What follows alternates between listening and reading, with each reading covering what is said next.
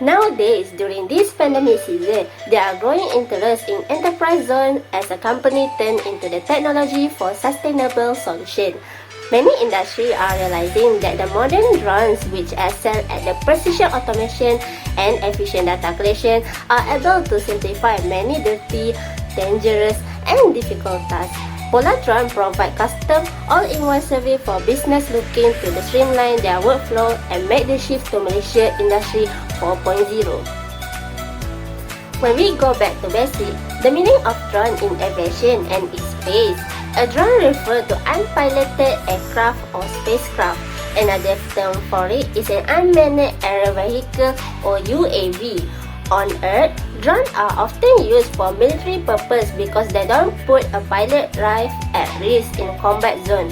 In addition, drones don't require rest, enabling them to fly as long as there is a fuel in the craft and there are no mechanical difficulties.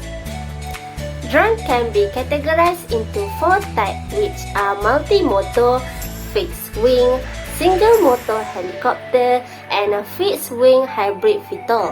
All these 4 types has its own specialties and disadvantages, and this can be seen through table below.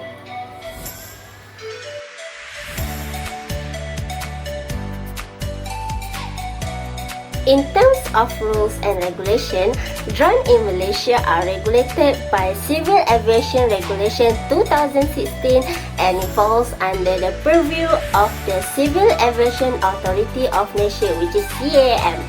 According to the law, a UAS is an aircraft and its associated elements which are operated with no pilot on board.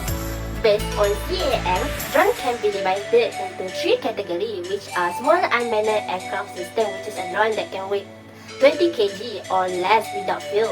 Small unmanned surveillance aircraft, which is a drone equipment to undertake any form of surveillance or data acquisition, and unmanned aircraft system, which is more than 20 kg. When operating drone, there are 5 general rules that needed to be followed, which are shown here.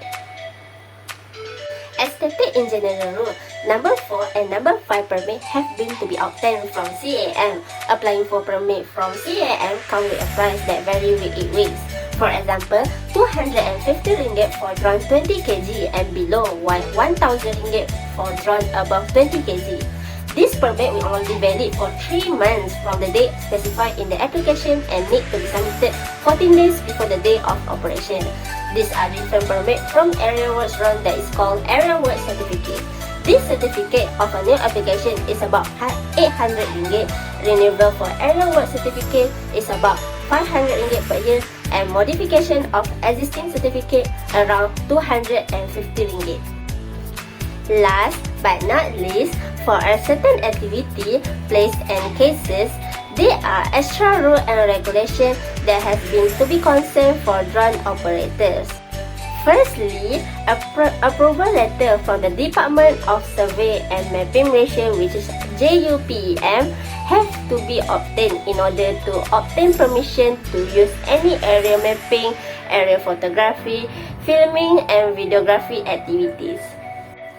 Secondly, in order to carry out any drones activity within a no-fly zone or near international border, permission and approval from the Chief Government Security Office, which is CGSO, have to be obtained.